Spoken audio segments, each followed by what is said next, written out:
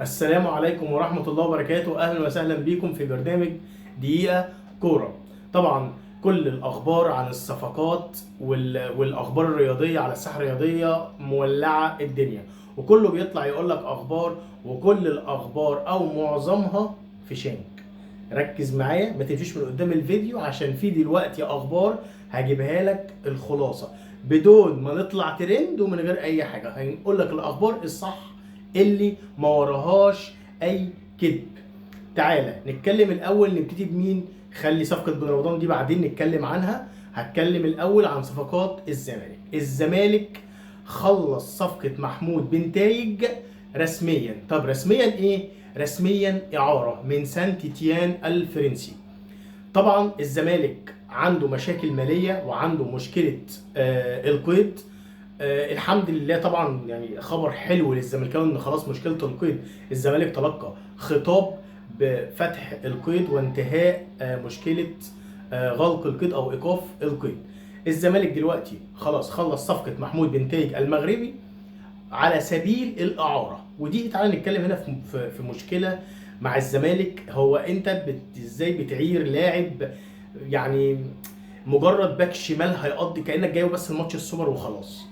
ما انت تخلص صفقه بما انك بيدخل لك برضه فلوس. يعني انت فتحت القيد، كان ممكن تخلص لاعب زي محمد حمدي بتاع انبي، ولكن بصيت لبره وكانك بتقلد الاهلي جاب مغربي فهجيب مغربي. هو مش اي مغربي يبقى مغربي.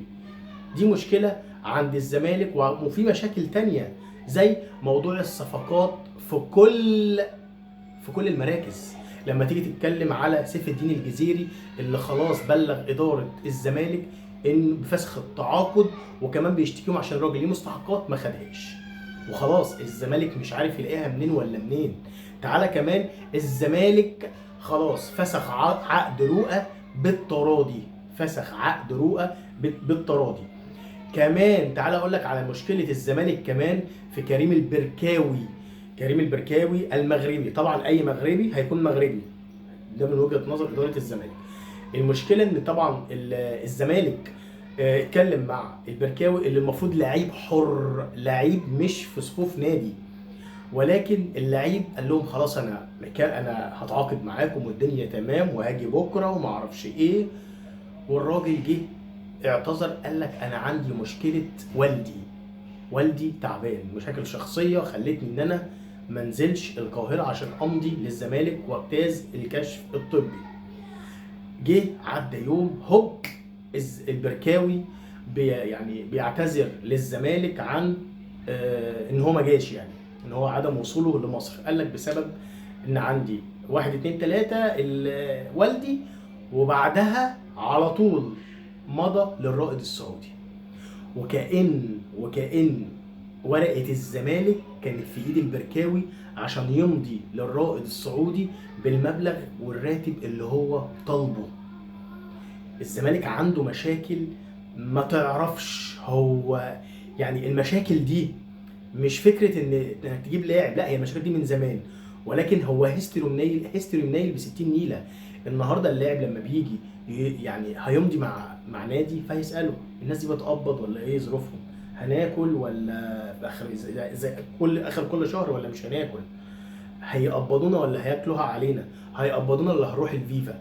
طبعا سمعة الزمالك في الفيفا زي النار على العلم. وربنا يقوي إدارة الزمالك على الكوارث المالية اللي هم فيها. تعالى أكلمك كمان عن صفقات الأهلي. كله قال لك عمر الساعي، الكلام ده من 4-5 أيام، عمر الساعي رسميا في الأهلي. يا عمي الله يبارك لك، هو عمر الساعي أو إدارة الأهلي أعلنت ده؟ لا، ما أعلنتش ده. هو اللاعب مضى رغبة. تعالى أقول لك كم لاعب ممكن يمضي رغبة الأهلي وزمالك وما يجيش؟ فلما تيجي هتقول خبر قوله وخلاص وانت ضامنه. تعال اقول لك عمر الساعي خلاص رسميا في الاهلي. يا عم طب هو الاهلي اعلن؟ هقول لك لا، الاهلي ما اعلنش، ولكن امبارح كانوا بيتكلموا. قال لك كان في عرض ب 30 مليون من الاهلي للاسماعيلي، ولكن اداره الاسماعيلي رفضت العرض. هوب عمر الساعي مش في الاهلي. لا، النهارده بقى الاهلي راح عامل عرض 50 مليون، 29 او 30 مقدم والباقي اقساط و2 لعيبه اعاره. واداره الاسماعيلي وافقت على العرض، وطبعا الاهلي معاه توقيع اللاعب، فاللاعب خلاص رتوش اخيره، هي دي بقى يتقال عليها رتوش اخيره واللاعب يكون في الاهلي. تعالى اكلمك كمان عن طبعا اشرف داري خلص قبل كده، يحيى عطيه الله، يوسف ايمن مخلص، كل الكلام ده تمام. دلوقتي الاهلي بقى بيتكلم في حته مصطفى زيكو. مين اللي رشح مصطفى زيكو؟ مختار في لجنه التخطيط قال لك مصطفى زيكو فرده تقيله ما تتسابش، لعيب امبارح لما تتفرج عليه او في الغالب لما تيجي تتفرج عليه لعيب مختلف عن لعيبه الدوري، هو اللعيب اللي يستحق ان انت تبص عليه ويكون في الاهلي. مصطفى زيكو الاهلي هيبتدي التفاوض مع زد، والاهلي مقدم لزد السبت والحد والاثنين لاخر الشهر لزد عشان لما يطلب حاجه من زد ياخدها. معظم لعيبه الاهلي في زد، او معظم لعيبه زد من الاهلي، فالاهلي لما هيجي يطلب مش هيتاخروا، وهيبقى في تفاوض بمعنى اصح بما يرضي الله، والكل واحد ليه مصلحه ياخدها. ده مصطفى زيكو. تعالى اكلمك على بن رمضان. الموضوع يا جماعه بس عشان نكون واضحين وعلى نور، الموضوع موضوع مادي بحت، ولا بقول لك بعشق فانيله الاهلي ولا بعشق فانيله الزمالك، الموضوع لقمه عيش، فلوس، كاش ماني. معاك فلوس هتقدر تجيب اي لاعب في الدنيا.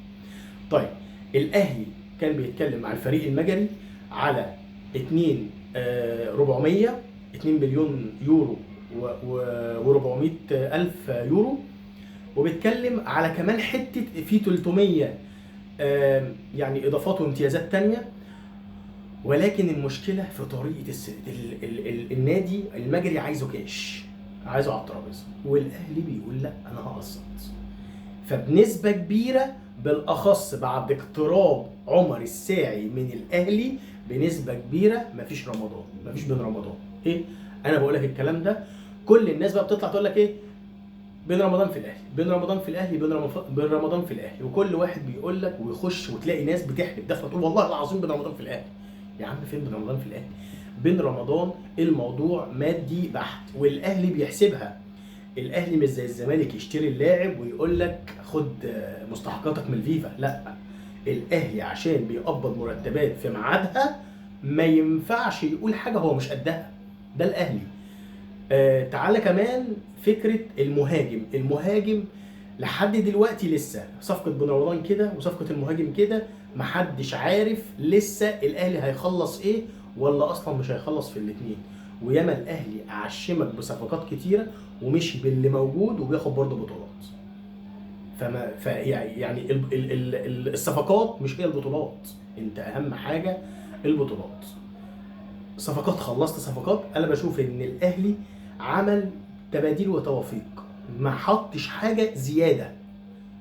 معلول اتصاب حط مكانه يحيى عطيه الله، يوسف ايمن، محمد متولي مشي جاب يوسف ايمن، عبد المنعم مشي جاب اشرف داري، بس فاضل اليو ديانج مشي فراح عامل جايب عمر الساعي.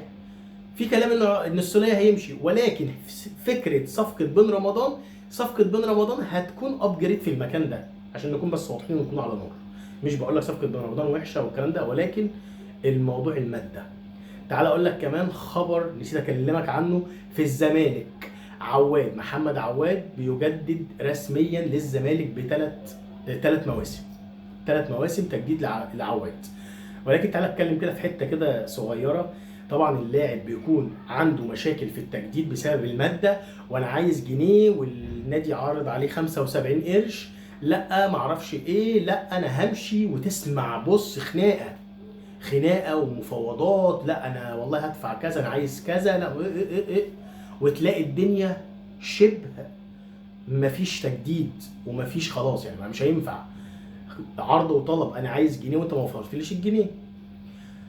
ويجي بعد فتره طبعا الاعلام يتكلم ويقول لك اللاعب خلاص هيمشي من النادي الفلاني، واول ما يجدد يجي اللاعب بعد ما جدد يجي للجماهير، يا انا اتنازلت عن 700 الف مليون جنيه يورو معرفش ايه، ده انا حبي للنادي رقم 1 دون اي اعتبار للماده. وكانه بيعامل الجماهير كانهم شويه كراسي وشويه بهايم مش فاهمين حاجه. يا حبيبي انت لسه متخانق يا حبيبي انت بتسمع معرفش لاعب يقول لك قدرني ومش قدرني، مقدرني ماديا، يقول لك معرفش مين. يا عم ما انت لسه بتتكلم في الماده، جاي دلوقتي بعد ما جددت تقول دون اعتبار؟ هو ده كلام يدخل عقل اي واحد يعني بيفهم او ما بيفهمش؟ ما هو مش كده، ما تضحكش على الناس. احترم عقولنا يا رجل، احترم عقولنا. كل التوفيق لكل للاهلي، لكل لعيبه الاهلي اللي جايه، واداره الاهلي ان شاء الله تخلص بين رمضان ونفرح كلنا، وميعادنا ان شاء الله في السوبر الافريقي والاهلي يتوج به باذن الله. طبعا امبارح اول بطوله بعد 6 سنوات عجاف لبيراميدز. بيراميدز يفوز على زد 1-0 بهدف مايلي. البطوله لعيبه بيراميدز والاعلام وكله استنى البطوله دي لبيراميدز. بيراميدز صرف 73 مليون يورو علشان بس ياخد كاس مصر اللي هي من 4-5 ماتشات. ده اصلا بعد اعتذار الاهلي، يعني الاهلي اعتذر فبيراميدز خد البطوله. امبارح يا عيني محمد اشرف الباك الشمال اتظلم. عارف اللي هو الماتش ماشي وما اعرفش ايه وخلاص طالعين هنلعب وقت اضافي، هوب الكره تجيله هوب يشوطها ركنيه دون اي داعي ودون اي ضغط من اي لاعب، ومحمد اسماعيل المدافع يزعق له، ولكن هو اتصرف تصرف غريب جدا.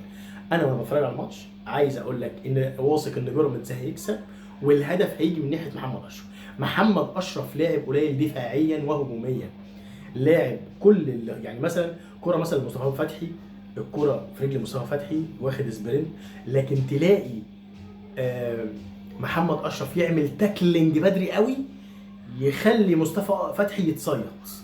يعني انت عامل تاكلينج بدري هوب مصطفى فتحي يروح حاططها من فوق رجليه ويعدي، وحبه الكريزه وحبه البسله، خلاص انت بتصيد لاعب. هو ممكن على فكره تعمل التاكلينج في الميعاد او في الوقت والتوقيت الصح، تقدر تاخد الكوره واللعيبه كلها تسقف لك والجماهير تسقف لك، ولكن انت اختياراتك وتوقيتاتك غلط في غلط. الباص بيطلع من رجلك اصلا غلط، فانا قاعد بتفرج الاقي اصلا الكوره ما بتطلعش انا حاسس ان الجول جاي من هنا، يعني عارف ان بيراميدز كده هيكسب.